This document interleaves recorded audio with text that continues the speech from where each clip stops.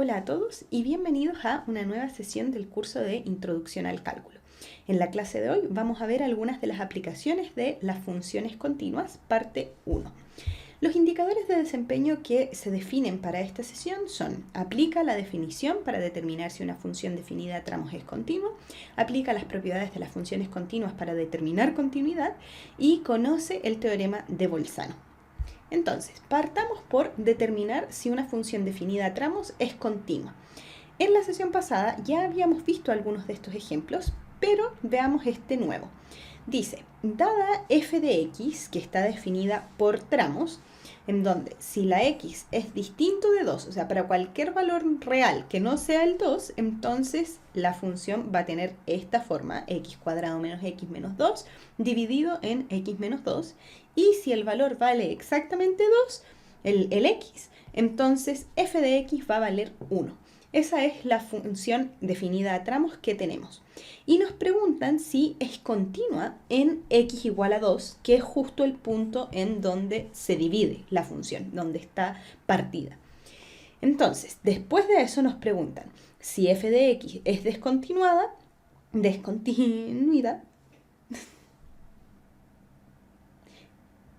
determine el tipo de discontinuidad y si es reparable. Y por último nos piden esbozar una gráfica a modo de comprobación. Entonces, veamos la solución.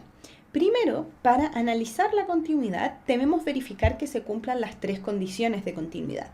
Entonces, primero verificamos que f de 2 está definida, puesto que 2 pertenece al dominio de la función. Está definida, f de 2 vale 1, de acuerdo a cómo se definió la función. Luego, entonces, probamos con calcular el límite de la función en x igual a 2.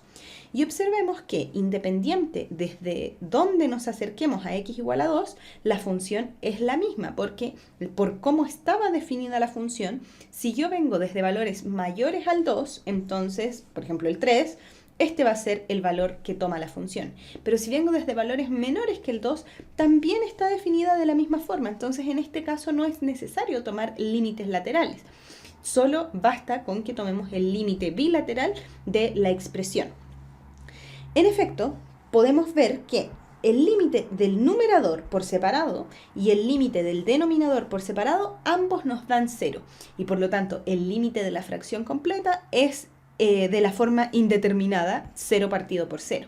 Entonces tenemos que aplicar alguna estrategia que nos permita trabajar esto, porque no lo vamos a poder hacer por sustitución directa. Entonces, podemos analizar que para x distinto de 2, entonces la función va a tomar esta forma. Y si toma esta forma, entonces podemos ver que el numerador se puede factorizar. Lo podemos factorizar como x más 1 por x menos 2. Nos damos cuenta que el negativo va con el 2 porque después la suma nos da menos x.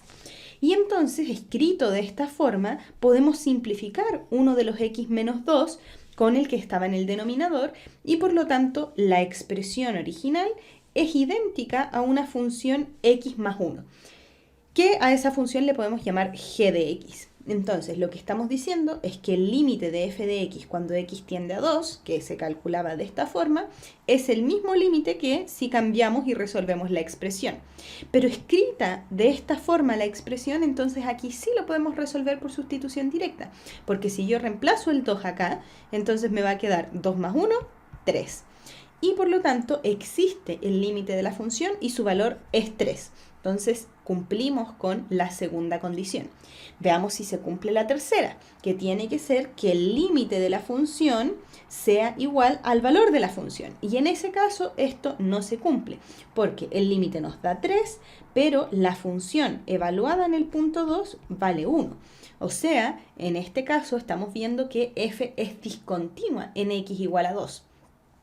Pero esta discontinuidad es reparable o evitable si nosotros redefinimos la función. Porque si se acuerdan, la función solo aquí tenía un valor dado para el caso en el que el x fuera igual a 2. Pero si este valor por casualidad coincidiera con ser el valor del límite, o sea, el 3, entonces se nos arreglaría la continuidad. Entonces, en este caso, eso es lo que podemos hacer. Definimos una nueva función, por eso es que le vamos a cambiar la letra, porque no es la misma misma f de x de antes, la vamos a cambiar el valor y vamos a poner que si la x es igual a 2, entonces valga 3. Porque si vale 3, entonces sí se van a cumplir las 3 condiciones de continuidad y por lo tanto esta función sí va a ser continua. Y para responder a la pregunta 3, nos decían que miráramos la gráfica. Entonces, en este caso podemos ver la gráfica reparada y la imagen original del punto x igual a 2.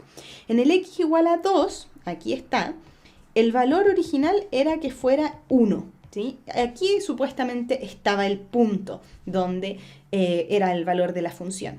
Y todo el resto cumplía con esta recta que vemos graficada de esta forma. Pero la función reparada entonces agarra el punto que estaba, el x de 2. Pero en este caso vemos que la función reparada agarra al x igual a 2 y se lo lleva a un f de x que ahora valga 3, para que de esa forma la función quede continua, o sea, la pueda yo dibujar sin levantar el lápiz.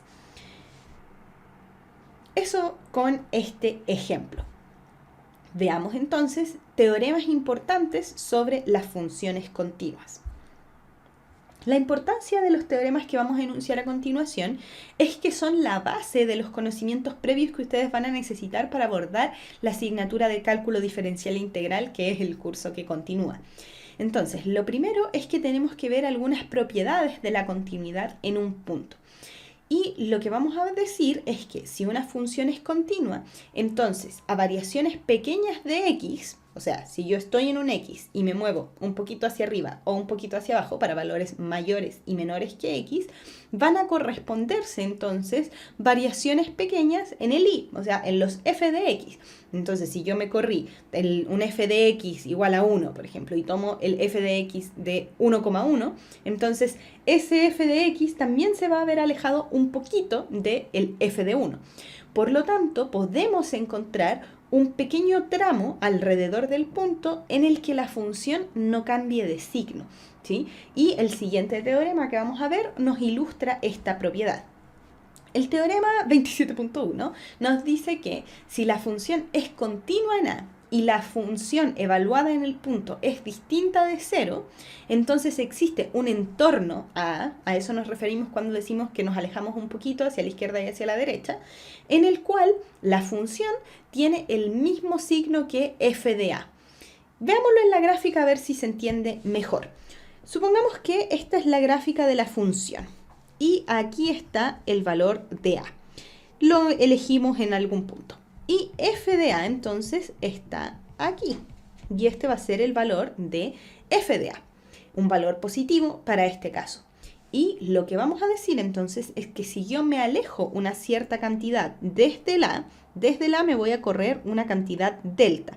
Delta positivo y delta negativo. Entonces me alejo para ambos lados y este intervalo que se nos genera es al que le estamos llamando entorno al punto A, ¿sí? Y en este caso, entonces, lo que dice el teorema es que la función evaluada en estos puntos tiene el mismo signo aún que el valor que tenía para el f de A. Entonces podemos ver en este caso que como el f de A era positivo, estos dos f de A menos delta y f de A más delta también cumplen con ser valores positivos. Y lo mismo hubiera pasado si es que la función en el punto A hubiera sido negativa. Ahora, ¿por qué se agrega esta condición de que el f sea distinto de 0? Porque si justo hubiéramos tomado un A que la f de A fuera 0, entonces yo me corro un poquito hacia la izquierda y voy a tener valores positivos, por ejemplo, y un poquito hacia la izquierda voy a tener valores negativos. Entonces, ahí justo vamos a estar en el punto en el que se cambia de signo. Pero puede ser que la esté muy cercano al 0 y aún así yo me voy a poder alejar un poquitito, quizás muy, muy poquito, un 0,0000, un paso más hacia la izquierda y hacia la derecha y aún vamos a tener valores del mismo signo que el f de A. Pero no si es que el f de A vale 0. Por eso es que se agrega esta condición en el enunciado del teorema. Y el siguiente teorema nos dice algo parecido a lo que estábamos hablando, que si g es continua en x igual a a, o sea, tengo una función que es continua en un punto, y f es continua en g de a, o sea, en el punto en el que se evalúa la función anterior, entonces la función compuesta, el f de g de x, nos va a dar que también es continua en el punto A. O sea que la continuidad se traspasó de función en función cuando las compusimos. Ese va a ser el segundo teorema con el que contemos. Y pensando ahora en propiedades de la continuidad para un intervalo, ya no solo para un punto, entonces partamos diciendo una definición. La función f de x se dice que está acotada por un número m, un número cualquiera, si y solo si el valor absoluto de la función es menor o igual que el valor de m. Ahora, ¿qué significa que el valor absoluto de la función sea menor o igual que m? Que en el fondo los valores de la función se mueven entre menos m y m. ¿Sí? O sea, son mayores o iguales al menos m, pero son menores o iguales que el valor del m para todo x que pertenezca al dominio de la función. Entonces, todos los valores de f de x van a estar encerrados entre el menos m y el m.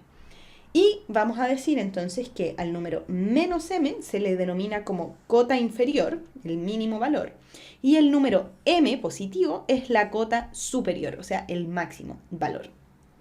Y damos esta definición para entonces poder definir este teorema. Y damos esta definición para entonces poder enunciar el siguiente teorema, que nos dice, si f es una función continua en un intervalo, no solo en un punto, sino que va a ser continua en todo un intervalo a, b, entonces f de x está acotada, nos dice, en dicho intervalo. ¿Sí? O sea, si yo voy a mirar la función solo en un pedacito, entonces los valores de f de x dentro de este intervalo están acotados, o sea, se mueven entre un valor mínimo y un valor máximo. Eso es lo que nos están diciendo. Y en la figura entonces podemos ver cómo tenemos una cierta gráfica en donde vemos que todos los f de x que se están graficando son mayores que este f de a con el que se partió y menores que el f de b, que vendría siendo el otro valor. Ahora, en este caso nos coincide con que son justo los extremos de la función, pero podría no ser así. Por ejemplo, podríamos tener que la función en a parte en 0, después se va hasta un máximo, después hasta un mínimo y llega hasta el punto b. Y en ese caso, entonces,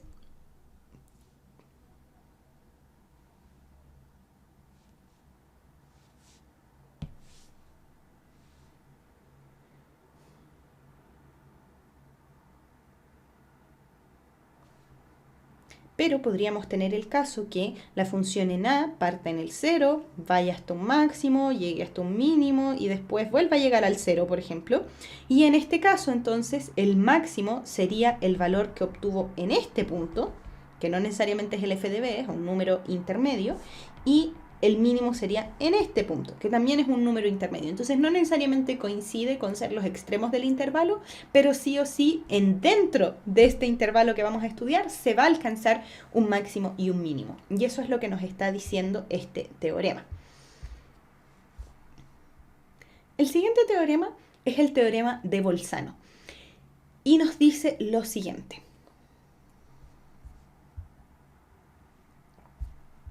El siguiente teorema es el teorema de Bolzano, que ocupa un poco lo que habíamos definido recién. Nos dice que si se cumplen dos condiciones, f es una función continua en el intervalo a, b. Importante, si la función no es continua, entonces este teorema no aplica. Y la segunda condición, f de a por f de b, o sea, la función evaluada en los extremos, la multiplicación de esas dos me da menor que 0, o sea, eso significa lo que tenemos escrito aquí entre paréntesis, ¿sí? Que f de a y f de b tienen distinto signo, porque esa es la manera en la que una multiplicación me da un negativo. Entonces nos dice que si es que son de distinto signo y era continua, entonces existe un número alfa, dentro del intervalo a, b, tal que la función evaluada en ese punto es 0. ¿Sí? ¿Por qué? Porque miren, tenemos en el punto A un cierto valor, ¿sí? Aquí, f de A. Y en B, un cierto valor, f de B. El f de A es negativo, el f de B positivo. Por lo tanto, la multiplicación nos daría un número negativo. Pero si es que partimos acá y llegamos hasta acá y la función es continua, o sea, se va a poder dibujar sin levantar el lápiz, entonces lo que nos dice este teorema es que existe un punto en donde yo tuve que pasar por el 0, ¿sí? Por el i igual a 0. ¿Sí? Eso es lo que nos está diciendo, un f de alfa igual a 0. Y esa es la gracia de este teorema, que nos permite ver entonces que hay existencia de raíces, ¿sí? De puntos en los que la función intersecta al eje X. ¿Sí? En este otro caso tenemos el f de A parte en el positivo y el f de B llega a un negativo. Entonces, de nuevo, si es que sabemos que parte en el positivo y llega al negativo, entonces en algún punto tuvo que pasar por el 0. Y en este caso no pasó por una vez, sino que pasó 3 veces. ¿Sí? Se vino por acá, pasó por el 0, bajó, volvió a subir, pasó de nuevo por el 0, subió, volvió a bajar, pasó de nuevo por el 0 y ahí llegó al B. Entonces, al menos nos dice que existe un número, al menos uno, ¿sí? Pero podrían ser más los alfa que existan dentro del intervalo, tal que la función evaluada en ese punto valga 0. Una pequeña observación, el teorema de Bolzano se utiliza para localizar las raíces de una ecuación no lineal, o sea, algo que no sea de primer grado, y es la base del método de bisección, que es una de las estrategias usadas para aproximar las raíces de una ecuación y que vamos a ver más adelante. Eso fue todo por la sesión de hoy. Les dejo aquí algunas páginas de la bibliografía recomendada donde pueden profundizar estos contenidos y cualquier duda que tengan los invito a que se acerquen a cualquier miembro del equipo docente para que las puedan resolver. Nos vemos.